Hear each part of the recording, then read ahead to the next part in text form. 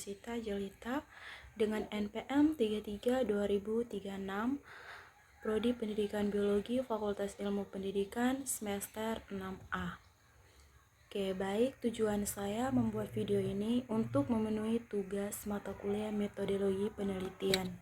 Baik, di sini materi yang saya paparkan itu tentang penelitian kualitatif.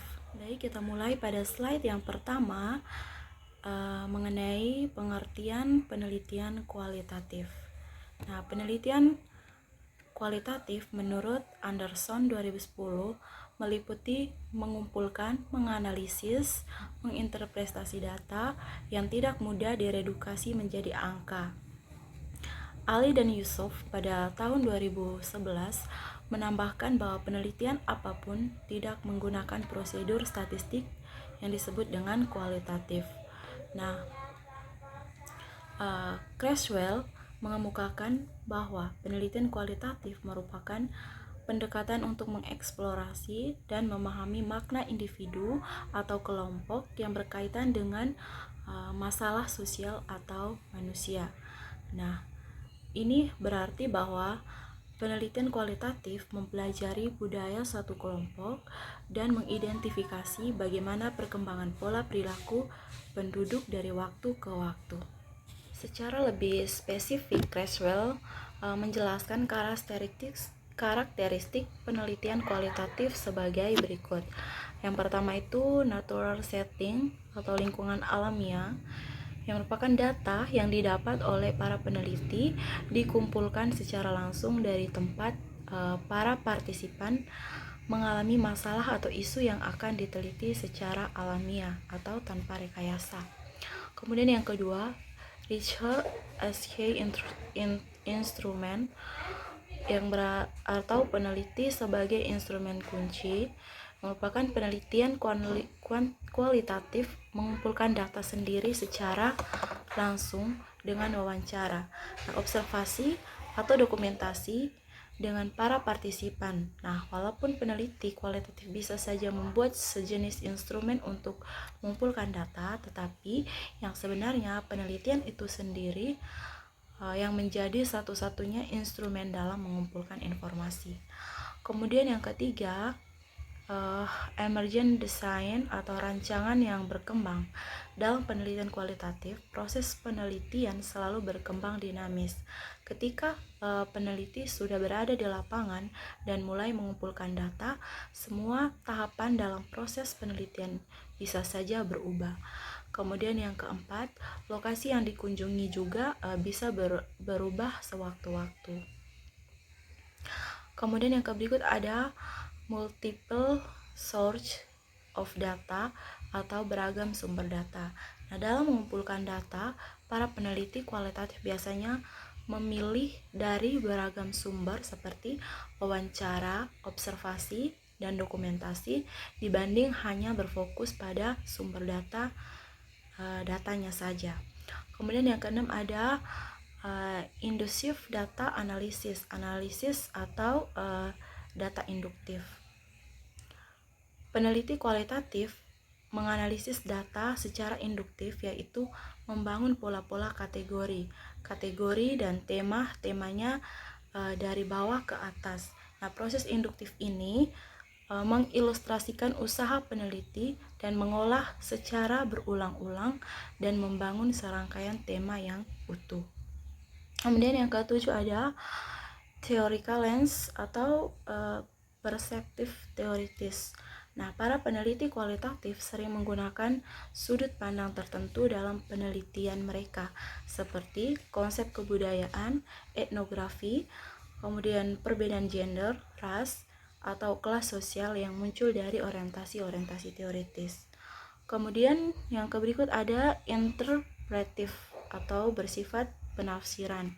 Nah, peneliti kualitatif merupakan peneliti interpretif yang di dalamnya peneliti terlibat dalam pengalaman yang berkelanjutan dan terus-menerus dengan para partisipan.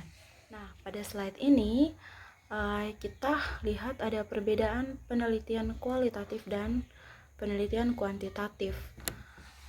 Antara penelitian kualitatif dan kuantitatif sering dipandang sebagai metode yang saling bertolak belakang. Nah, di kalangan kuantitatif, penelitian kualitatif dilihat dengan kecurigaan dan dipandang sebagai penelitian yang mudah karena hanya melibatkan sampel yang sedikit dan tidak mewakili populasi yang besar. Kemudian tidak objektif dan hasilnya dinilai bias oleh pengalaman dan bahkan oleh pendapat peneliti itu sendiri. Nah, di kalangan kualitatif, penelitian kuantitatif dianggap sebagai metode yang sangat menyepelekan pengalaman perorangan. Nah, terlalu mengeneralisasi, gagal mengakui bias dan harapan peneliti dalam desain penelitian, dan membutuhkan tebakan untuk memahami makna agregat data manusia. Nah, pada slide ini kita bisa lihat sama-sama ada alasan melakukan penelitian kualitatif. Ada banyak alasan mengapa peneliti melakukan penelitian kualitatif. Nah, menurut Chusker and Gonaidin, jika dilihat dari tujuan penelitiannya, alasan peneliti menggunakan metode kualitatif adalah untuk memahami bagaimana suatu masyarakat atau individu dalam menerima isu-isu tertentu. Nah, lebih spesifik, Hamburg, Glickman, and Delacy pada tahun 2016 mengungkapkan bahwa alasan menggunakan metode kualitatif adalah untuk yang pertama ada menjawab pertanyaan tentang pengalaman dan perspektif dari sudut pandang partisipan. Kemudian kedua, menyelidiki tentang kepercayaan, sikap, dan konsep perilaku masyarakat. Kemudian yang berikut, memahami suatu kondisi atau acara dari sudut pandang pribadi. Kemudian yang terakhir, menganalisis laporan dan dokumen seperti laporan pemerintah, artikel media, situs web, atau buku harian. Data-data ini biasanya tidak dapat dihitung atau ukur hanya dengan menggunakan data.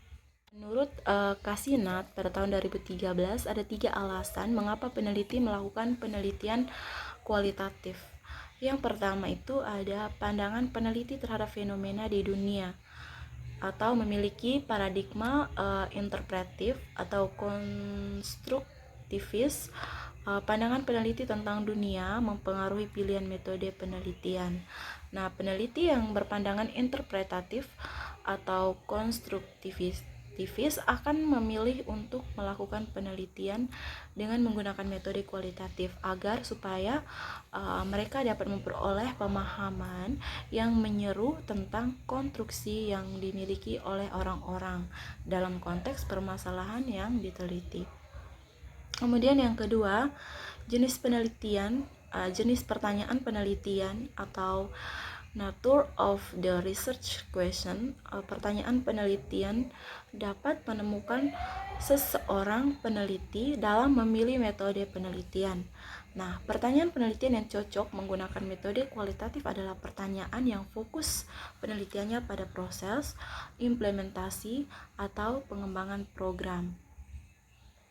Menekankan pada hasil individual, memerlukan informasi yang mendalam tentang klien. Fokusnya adalah pada keanekaragaman antara kekhasan dan kualitas unik yang ditunjukkan oleh individu. Kemudian ada alasan yang ketiga, alasan praktis atau practical reason. Alasan lain yang mendasari untuk memilih metode kualitatif yaitu karena berakar pada para pragmatik yang terkait dengan metode kualitatif.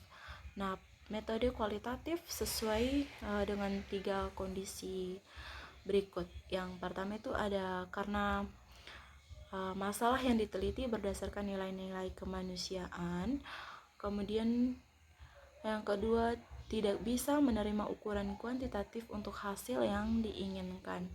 Kemudian yang terakhir, untuk menambah ke dalam studi kuantitatif. Sebagai contoh, dalam penelitian survei, responden biasanya menunjukkan jawaban mereka dengan melingkari angka pada tipe Likert, misalnya skala 5 poin. Wawancara tindak lanjut dapat digunakan untuk menemukan makna yang melekat pada peringkat numerik. Nah, pada slide yang berikut, desain dan prosedur penelitian kualitatif. Nah, setelah memahami secara umum alasan memilih penelitian kualitatif, selanjutnya peneliti mendesain sebuah penelitian. Format untuk mendesain penelitian kualitatif pada dasarnya mengikuti pendekatan penelitian konvensional, yaitu dimulai dengan ide yang dirumuskan dengan pertanyaan penelitian atau research question. Nah, pengumpulan data, analisis data, dan merumuskan kesimpulan. Namun, dalam prosesnya, penelitian kualitatif bersifat dinamis, artinya selalu terbuka untuk adanya perubahan, penambahan, dan penggantian selama proses analisisnya. Nah, dalam hal pengumpulan data, mengemukakan bahwa beberapa macam metode pengumpulan data dalam penelitian kualitatif, yaitu rekaman audio, kuesioner dan wawancara, catatan observasi, catatan studi kasus, foto-foto, ataupun rekaman video. Pada slide ini kita bisa lihat jenis-jenis penelitian kualitatif. Yang pertama, penelitian etnografi, ada penelitian studi kasus, penelitian fenomenologis, penelitian deskriptif kualitatif, kemudian penelitian grounded theory, ada penelitian naratif. Oke, baik, kita lihat jenis penelitian yang pertama itu penelitian etnografi. Nah, etnografi yang berasal dari kata-kata Yunani ethnos berarti suku bangsa dan graphos sesuatu yang ditulis, yang merupakan ilmu penulisan tentang suku bangsa atau penulisan tentang budaya suatu kelompok. Creswell memberikan definisi etnografi sebagai desain penelitian yang berasal dari antropologi dan sosiologi, di mana peneliti mempelajari pola perilaku, bahasa, dan tindakan bersama dari kelompok budaya yang utuh dalam suasana alami selama periode waktu yang lama. Nah, yang penelitian kedua, jenis penelitian kedua, penelitian studi kasus. Nah, studi kasus merupakan desain penelitian yang ditemukan di banyak bidang ilmu, terutama bidang ilmu evaluasi, di mana peneliti mengembangkan analisis yang mendalam terhadap suatu kasus, program, acara, kegiatan, atau proses terhadap suatu atau lebih individu. Nah, teknik pengumpulan data dalam studi kasus meliputi teknik wawancara, observasi, pemeriksaan dokumen dengan avert fact. Pemilihan partisipan harus didasarkan pada kemampuan mereka yang menyumbang suatu pemahaman tentang fenomena yang akan diteliti, seperti persepsi tentang interaktif antar siswa dalam pendidikan umum dan khusus. Kemudian jenis penelitian yang ketiga ada penelitian fenomenologis. Penelitian fenomenologis merupakan desain penelitian yang berasal dari filsafat dan psikologis. Nah, di mana peneliti menggambarkan pengalaman hidup individu tentang suatu fenomena seperti yang dijelaskan oleh peserta. Nah, deskripsi ini memuncak pada esensi pengalaman bagi beberapa individu yang semuanya telah mengalami fenomena tersebut. Nah, desain ini memiliki dasar filosofi yang kuat dan biasanya melibatkan melakukan wawancara. Nah, jenis penelitian yang keempat ada penelitian grounded theory. Nah, penelitian grounded theory merupakan desain penelitian dari sosiologi, nah di mana penelitian memperoleh teori proses abstrak umum, tindakan atau interaksi didasarkan pada pandangan peserta. Proses ini melibatkan penggunaan beberapa tahap pengumpulan data dengan penyempurnaan dan keterkaitan kategori informasi. Nah, dalam penelitian grounded theory, data yang telah dikumpulkan secara terus-menerus dipelajari dan dipahami untuk membangun sebuah teori yang didasarkan pada data atau grounded. Kemudian jenis penelitian yang berikut ada penelitian naratif. Nah, penelitian naratif ini merupakan desain penelitian, di mana peneliti mempelajari kehidupan individu dan meminta satu atau lebih individu untuk memberikan cerita tentang kehidupan mereka. Nah, informasi ini kemudian sering diceritakan kembali atau diubah oleh peneliti ke dalam kronologi naratif. Seringkali pada akhirnya narasi menggabungkan pandangan dari kehidupan partisipan dengan pandangan hidup peneliti dalam narasi kolaboratif atau kolaborasi. Kemudian jenis penelitian yang terakhir yaitu penelitian deskriptif kualitatif. Nah, selain 5 jenis penelitian kualitatif yang telah dijelaskan di atas, ada metode penelitian yang telah sangat umum digunakan untuk melakukan penelitian di banyak disiplin ilmu, termasuk pendidikan dengan pengajaran, psikologi sastra, dan semua disiplin ilmu terapan, yaitu metode kualitatif deskriptif.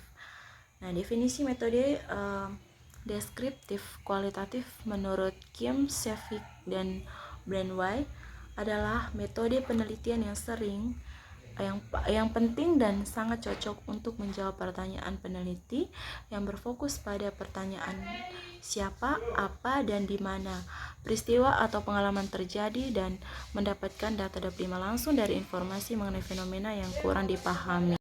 Oke, baik.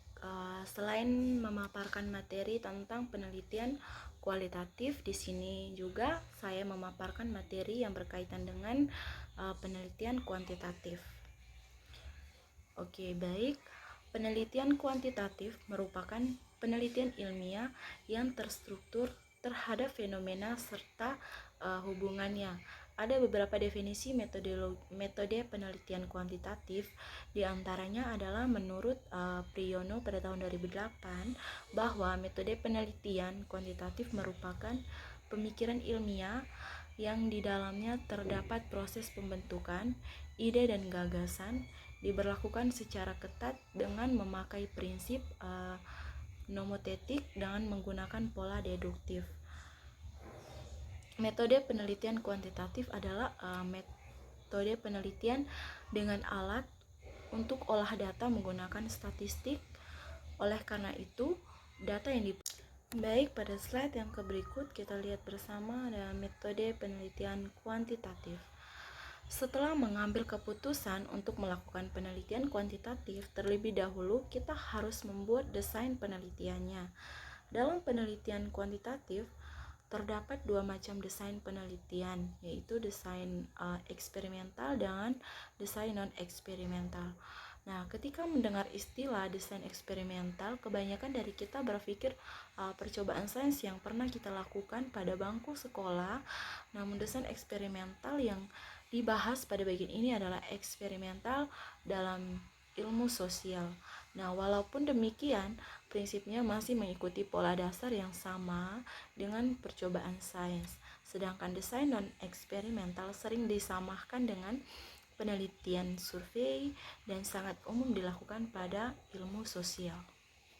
Nah, lalu kapan penelitian kuantitatif dapat digunakan?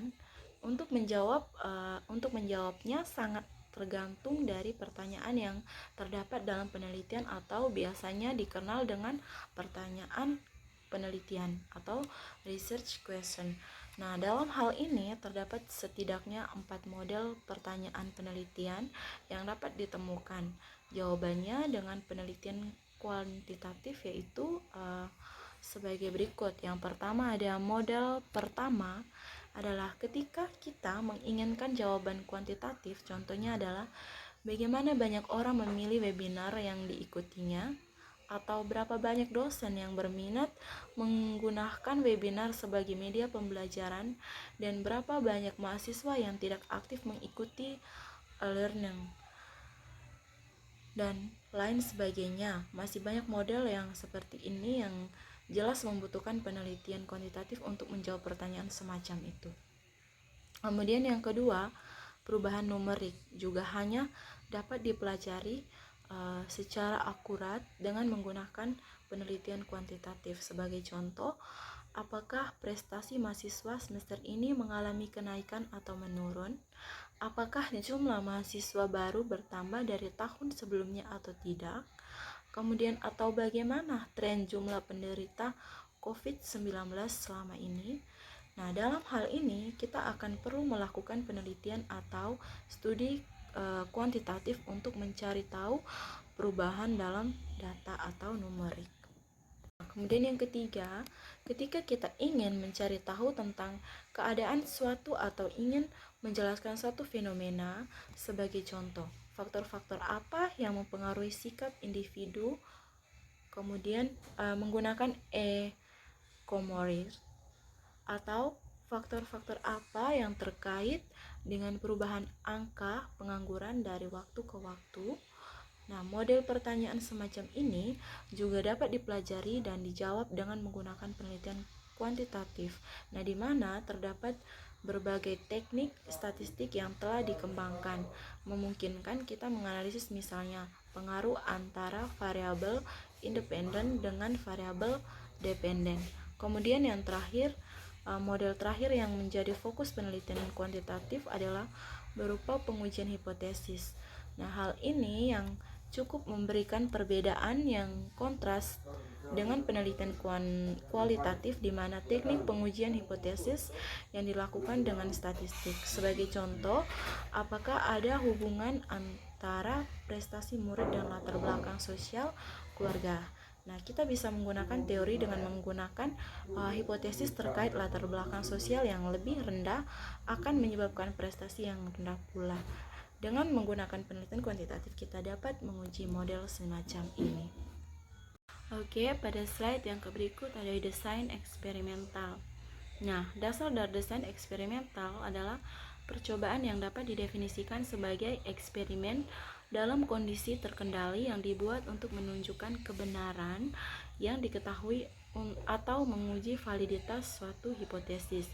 Nah, elemen kunci dari desain eksperimental adalah kontrol yang membedakan dengan desain non-eksperimental pada penelitian kuantitatif.